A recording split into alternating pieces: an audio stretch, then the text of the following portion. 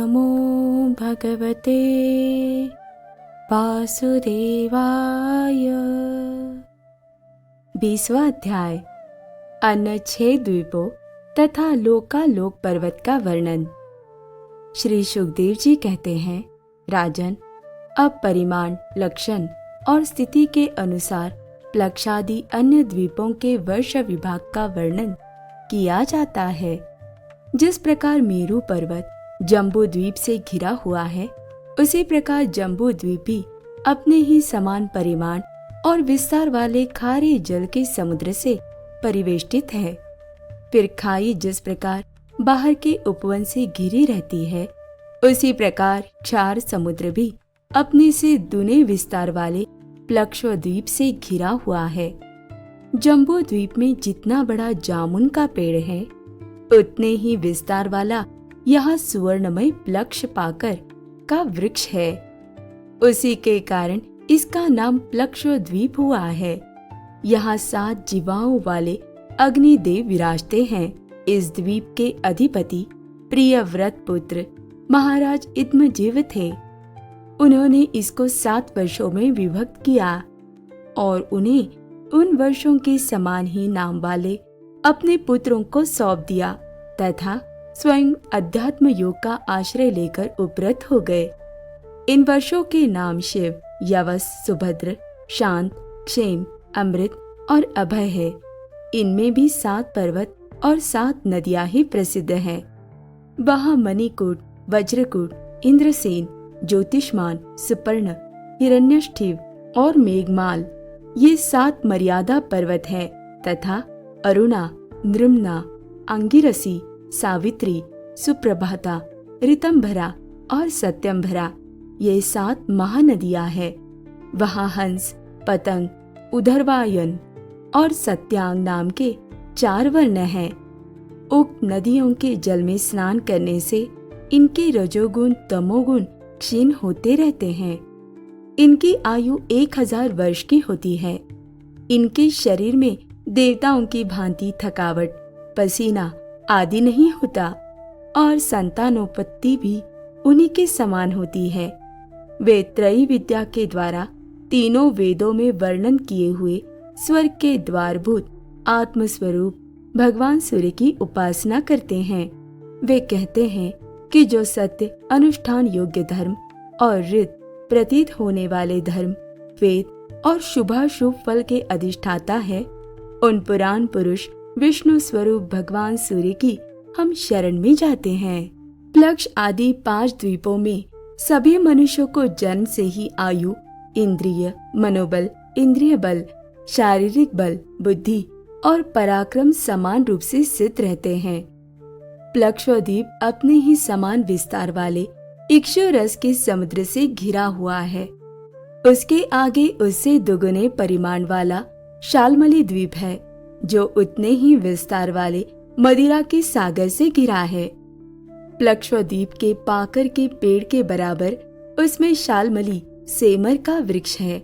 कहते हैं यही वृक्ष अपने वेदमय पंखों से भगवान की स्तुति करने वाले पक्षीराज भगवान गरुड़ का निवास स्थान है तथा यही इस द्वीप के नामकरण का भी हेतु है। इस द्वीप के अधिपति प्रियव्रत पुत्र महाराज यज्ञबाहु थे। उन्होंने इसके सुरोचन, सौमनस्य, रमणक, देवर्ष, पारिभद्र, आप्यायन और अविज्ञात नाम से 7 विभाग किए और इन्हें इन्हीं नाम वाले अपने पुत्रों को सौंप दिया। इनमें भी 7 वर्ष पर्वत और 7 ही नदियां प्रसिद्ध है। पर्वतों के नाम स्वरस, शतशृंग, वामदेव, कुंद, मुकुंद, पुष्पवर्ष और सहस्त्र श्रुति है तथा नदियां अनुमति, सिनीवाली, सरस्वती, कुहू, रजनी, नंदा और राका है। इन वर्षों में रहने वाले श्रुद्धर, वीरधर, वसुंधर और ईशनधर नाम के 4 वर्ण वेदमय आत्मस्वरूप भगवान चंद्रमा की वेद मंत्रों से उपासना करते हैं और कहते हैं जो कृष्ण पक्ष और शुक्ल पक्ष में अपनी किरणों से विभाग करके देवता, पितर और संपूर्ण प्राणियों को अन्न देते हैं, वे चंद्रदेव हमारे राजा रंजन करने वाले हो। इसी प्रकार मदिरा के समुद्र से आगे उससे दुने परिमाण वाला कुश द्वीप है। पूर्वोक्त द्वीपों के समान ये भी अपने ही समान विस्तार वाले घृत के समुद्र से घिरा हुआ है।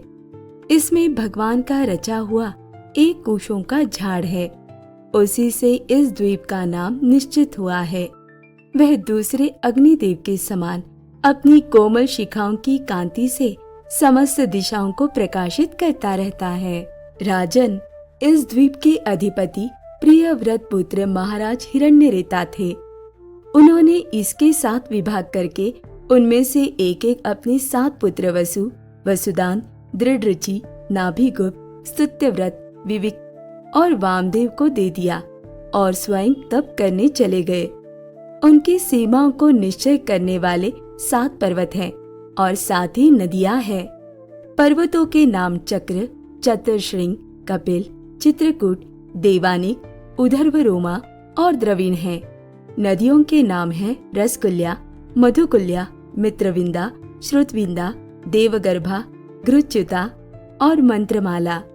इनके जल में स्नान करके कुश द्वीपवासी कुशल, कोविद, अभियुक्त और कूलक वर्ण के पुरुष अग्नि स्वरूप भगवान हरि का यज्ञादि कर्म कौशल के द्वारा पूजन करते हैं तथा इस प्रकार स्तुति करते हैं, अग्नि, आप परब्रह्म को साक्षात हवि पहुँचाने वाले हैं। अतः भगवान के अंगभूत देवताओं के यजन द्वारा आप उन परम पुरुष का ही यजन करें। राजन, फिर घृत समुद्र से आगे उससे द्विगुण परिमाण वाला क्रौच द्वीप है। जिस प्रकार कुश द्वीप घृत समुद्र से घिरा हुआ है, उसी प्रकार ये अपने ही समान विस्तार वाले दूध के समुद्र से घिरा हुआ है। यहाँ क्रौच नाम का एक बहुत बड़ा पर्वत है। उसी के कारण इसका नाम क्रौच द्वीप हुआ है। पूर्व काल में श्री स्वामी कार्तिकेय जी के शस्त्र प्रहार से इसका कटी प्रदेश और लता निकुंज आदि क्षत विक्षत हो गए थे, किंतु क्षीर समुद्र से सींचा जाकर और वरुण देव से सुरक्षित होकर ये फिर निर्भय हो गया। इस द्वीप के अधिपति प्रियव्रत पुत्र महाराज घृतपृष्ठ थे। वे बड़े ज्ञानी थे। उन्होंने इसको 7 वर्षों में विभक्त कर उनमें उन्हीं के समान नाम वाले अपने 7 उत्तराधिकारी पुत्रों को नियुक्त किया और स्वयं संपूर्ण जीवों के अंतरात्मा परम मंगलमय कीर्तिशाली भगवान श्री हरि के पावन पादार विंदों की शरण ली। महाराज घृतपृष्ठ के आम, मधुरु, मेघपृष्ठ, सुधामा, भ्राजिष्ठ, लोहितार्ण और वनस्पति ये 7 पुत्र थे। उनके वर्षों में भी 7 वर्ष पर्वत और 7 ही नदियां कही जाती है। पर्वतों के नाम शुक्ल, वर्धमान, भोजन, उपबरहीन, नंद, नंदन और सर्वतोभद्र है तथा नदियों के नाम हैं अभया, अमृतौघा, आर्यका, तीर्थव्रती, वृत्ति रूपवती, पवित्रवती और शुक्ला। इनके पवित्र और निर्मल जल का सेवन करने वाले वहाँ के पुरुष ऋषभ, द्रविण और देवक नामक 4 वर्ण वाले निवासी जल से भरी हुई अंजलि के द्वारा आपो देवता, जल के देवता की उपासना करते हैं और कहते हैं, हे जल के देवता, तुम्हें परमात्मा से सामर्थ्य प्राप्त है। तुम भू, भुव और स्वः तीनों लोगों को पवित्र करते हो, क्योंकि स्वरूप से ही पापों का नाश करने वाले हो। हम अपने शरीर से तुम्हारा स्पर्श करते हैं, तुम हमारे अंगों को पवित्र करो। इसी प्रकार क्षीर समुद्र से आगे उसके चारों ओर 32 लाख योजन विस्तार वाला शाक द्वीप है, जो अपने ही समान परिमाण वाले मट्टे के समुद्र से घिरा हुआ है। इसमें शाक नाम का एक बहुत बड़ा वृक्ष है, वही इस क्षेत्र के नाम का कारण है। उसकी अत्यंत मनोहर सुगंध से सारा द्वीप महकता रहता है। मेधातिथि नामक उसके अधिपति भी राजा प्रियव्रत के ही पुत्र थे। उन्होंने भी अपने द्वीप को 7 वर्षों में विभक्त किया और उनमें उन्हीं के समान नाम वाले अपने पुत्र पुरोजव, मनुजव, पौमान, ध्रुमानिक, चित्ररेव, बहुरूप और विश्वधार को अधिपति रूप से नियुक्त कर स्वयं भगवान अनंत में दत्त चित्त हो तपोवन को चले गए। इन वर्षों में भी 7 मर्यादा पर्वत और 7 नदियां ही है। पर्वतों के नाम ईशान, उरुश्रृंग, बलभद्र, शतकेसर, सहस्त्रस्रोत, देवपाल और महानस है तथा नदियां अनघा, आयुर्दा, उभयस्पृष्टि, अपराजिता, पंचपदी, सहस्त्रस्तुति और निर्धृति है। उस वर्ष के ऋतव्रत, सत्यव्रत, दानव्रत और अनुव्रत नामक पुरुष प्राणायाम द्वारा अपने रजोगुण तमोगुण को क्षीण कर महान समाधि के द्वारा वायु रूप श्री हरि की आराधना करते हैं और इस प्रकार उनकी स्तुति करते हैं, जो प्राणादि वृत्ति रूप अपनी ध्वजाओं के सहित प्राणियों के भीतर प्रवेश करके उनका पालन करते हैं तथा संपूर्ण दृश्य जगत जिनके अधीन है, वे साक्षात अंतर्यामी वायु भगवान हमारी रक्षा करे। इसी तरह मट्ठे के समुद्र से आगे उसके चारों ओर उससे दुगने विस्तार वाला पुष्कर द्वीप है। वह चारों ओर से अपने ही समान विस्तार वाले मीठे जल के समुद्र से घिरा है। वहाँ अग्नि की शिखा के समान दैदीप्यमान लाखों स्वर्णमय पंखड़ियों वाला एक बहुत बड़ा पुष्कर कमल है, जो ब्रह्मा जी का आसन माना जाता है। उस द्वीप के बीचों बीच उसके पूर्वीय और पश्चिमीय विभागों की मर्यादा निश्चित करने वाला मानसोत्तर नाम का एक ही पर्वत है। इसके ऊपर चारों दिशाओं में इंद्रादि लोकपालों की 4 पुरियां है।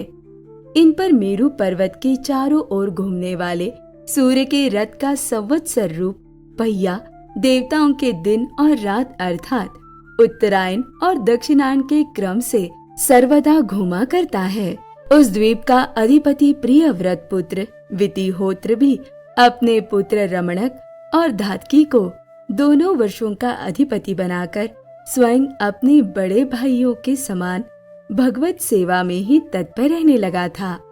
वहाँ के निवासी ब्रह्म रूप भगवान हरि की ब्रह्म सालोक्यादि की प्राप्ति कराने वाले कर्मों से आराधना करते हुए इस प्रकार स्तुति करते हैं, जो साक्षात कर्म फल रूप है और एक परमेश्वर में ही जिनकी पूर्ण स्थिति है तथा जिनकी सब लोग पूजा करते हैं।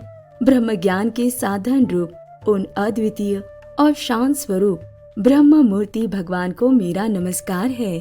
श्री सुखदेव जी कहते हैं, राजन, इसके आगे लोकालोक नाम का पर्वत है।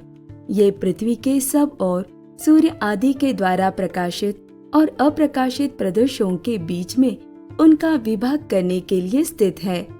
मेरु से लेकर मानसोत्तर पर्वत तक जितना अंतर है, उतनी ही भूमि शुद्धोदक समुद्र के उस ओर है। उसके आगे स्वर्णमयी भूमि है, जो दर्पण के समान स्वच्छ है। इसमें गिरी हुई कोई वस्तु फिर नहीं मिलती, इसलिए वहाँ देवताओं के अतिरिक्त और कोई प्राणी नहीं रहता। लोकालोक पर्वत सूर्य आदि से प्रकाशित और अप्रकाशित भूभागों के बीच में है, इससे इसका ये नाम पड़ा है। इसे परमात्मा ने त्रिलोकी के बाहर उसके चारों ओर सीमा के रूप में स्थापित किया है। ये इतना ऊंचा और लंबा है कि इसके एक ओर से तीनों लोकों को प्रकाशित करने वाली सूर्य से लेकर ध्रुव पर्यंत समस्त ज्योतिर्मंडल की किरणें दूसरी ओर नहीं जा सकती। विद्वानों ने प्रमाण, लक्षण और स्थिति के अनुसार संपूर्ण लोकों का इतना ही विस्तार बतलाया है। ये समस्त भूगोल 50 करोड़ योजन है।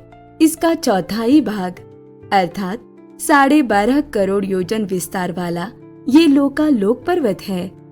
इसके ऊपर चारों दिशाओं में समस्त संसार के गुरु स्वयंभू श्री ब्रह्मा जी ने संपूर्ण लोकों की स्थिति के लिए ऋषभ, पुष्करचूड़, वामन और अपराजित नाम के 4 गजराज नियुक्त किए हैं।